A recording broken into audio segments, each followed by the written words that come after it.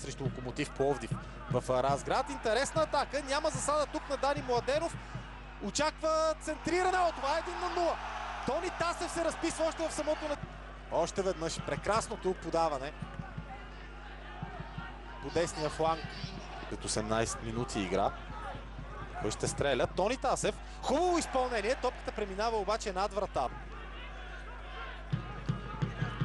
Срещу Лукоки е Дяков. Центриране на Джоди Лукоки. Марселиньо е това. Ще успее ли да стреля? Направи го. Много добро спасяване на Красимир Костов. Това бе най-доброто, което след това на Янко Сандански. Центриране. И това е 1-1.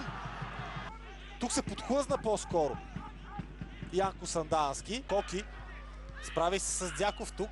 Марселиньо центрира. Това е прекрасна възможност за Кешеро. 2-1.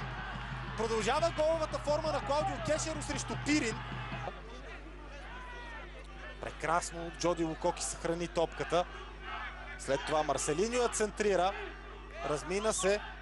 Жуниор Кишада. Отлична техника от бразилеца. Връща топката към Кафу. Ще бъде ли това трети гол? Да! Марселиньо с ето това подаване. И след това Жуниор Кишада. Когато великолепно се измъкна от Костадин Дяков. И